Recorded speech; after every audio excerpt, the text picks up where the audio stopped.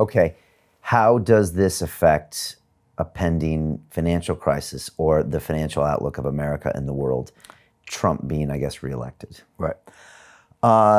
Big picture, it's bullish because the markets love Trump. People hate to admit it, but he did cut taxes. He did cut regulation.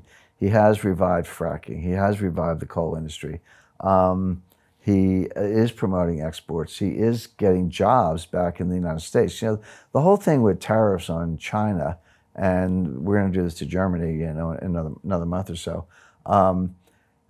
This is Robert Lighthizer, who's the U.S. Trade Representative. This is not his first rodeo. He was a senior trade advisor to Ronald Reagan in the 1980s at a time when the Japanese car industry was destroying Detroit. Detroit couldn't make a good car. Japanese made excellent cars, cheaper, better, et cetera. Americans were just buying them as fast as they could, and Detroit was going out of business. And what Lighthizer did, he put massive tariffs on Japanese imported cars.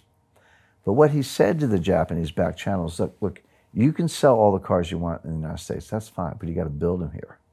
You know, here's the tariff wall. You have to jump over the tariff wall. And I see my friends, you know, in New England or whatever, in their Japanese cars. I say it's a nice Tennessee car you got there, you know, because they're built in Tennessee. Right. And you know the richer people, you know, they're driving around and they got a nice German car, BMW. I said, well, that's made in South Carolina actually. The only real German cars left in the U.S. are Volkswagen, Porsche, and Audi, but the BMWs are made in the United States. Hondas are made in the United States. So what they said is that the tariffs are not to collect money or to keep you out. Come on in, but build them here. Hire the workers, create high-paying jobs with benefits. So that's our message to China. You want to sell cars in the United States? Come on in, but build them here. And we're going to say the same thing to Volkswagen and Audi.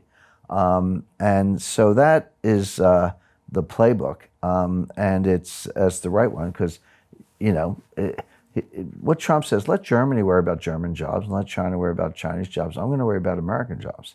And that's exactly what they're doing. So that's good for the economy, and he's doing a lot of other things that are good for the economy. And the market sees that, even if they won't admit in public that they like him. What's your alternative? I mean, Joe Biden's going down in flames. I mean, this whole thing with Trump, he's supposedly impeached because he asked the Ukrainian president to have a look at Biden, who was like utterly corrupt. I mean, you're a lawyer. Is Yeah. that illegal, or is that a breach of presidential behavior? It's absolutely not illegal. Okay. And for the benefit of your viewers, Brian, yeah, the impeachment clauses are actually in the Constitution are interesting because they're spread between Article 1 and Article 2. Article 1 are the legislative powers.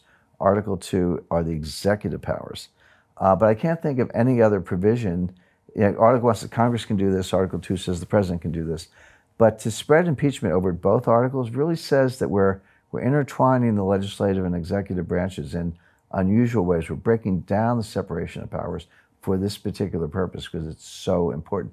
And for that matter, the Article 2 reference to the impeachment powers says the Chief Justice shall preside over the trial in the Senate. So you're bringing in Article 3, you're bringing in the judicial power. So this blends the three branches in a way that no other constitutional provisions do.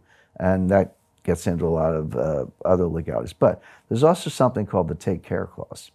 And the Take Care Clause in Article 2 says the president shall take care that the laws be faithfully executed. So you're telling me that if you, just because you happen to be a political opponent of Donald Trump, you can break every law around the world with impunity and immunity, and the president is powerless to energize the U.S. judicial system to have a look? Is that what you're saying? Because that's what the Democrats are saying. And all he did with the president of Ukraine was say, you know, would you have a look? There was no quid pro quo in there. I know people imply it, but you know, the quid pro quo was, hey, I'm Joe Biden, hire my son Hunter, who's incompetent, knows nothing about natural gas or energy, at $600,000 a year, and I'll give you $1 billion of foreign aid. Gotcha. And you got 6 hours to make up your meeting. Have you seen that video clip of Joe Biden's mouthing off to the Council on Foreign Relations, and he's telling the story after the fact. He goes, yeah, I told him to fire the prosecutor. And I said, I'm out here in 6 hours. You know, you got 6 hours to fire the guy, or you're not getting your $1 billion. And somebody said, well, you don't have authority to do that. He goes, call Obama. Because Obama had given Biden the authority. He was point person on Ukraine, all because the prosecutor was investigating his son Hunter. That's what stinks. Anyway, The president's allowed to look into that. The president can say whatever he wants to a foreign head of state. Why is the intelligence community spying on our own president and leaking it in ways designed to invoke the impeachment, which it has now done? So we got a little civil war going on in the U.S., but it's only going to help Trump for the reason we mentioned.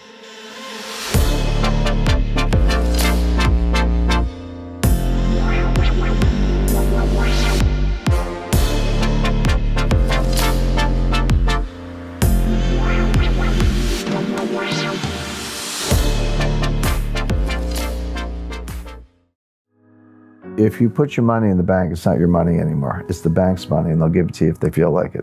Hi, Brian Rose here. Did you watch my recent London Real episode with former CIA consultant Jim Rickards? If you did, you heard Jim mention a massive government secret and the effect it could have on thousands of people. And yes, that might include you. That's right, Brian. After 15 years of secrecy, I'm revealing the sensitive information on camera. Jim's going on camera in just a few days to reveal this 15-year-old government secret. The brief revealing video below could change how you think of me. I hope you understand. Click below to see it. As you can imagine, this message is not sanctioned by the US government, so Jim has to keep this broadcast private. Only those on his list will get the chance to hear it. As a London Reeler, he's letting me offer you exclusive access for free. All you have to do is click on the link below or go to londonreal.tv/Jim and add yourself to the list. Once this goes live, you may never have the chance to see it again. Due to the nature of this video, we are taking it down soon, so make sure you click below before it's too late. Like I said, Jim's risking quite a lot to share this message with you. He told me he just can't keep it under wraps any longer, and I think you need to hear what he has to say. So click on the link below or go to londonreal.tv/Jim to sign up now. And I will see you at the free event.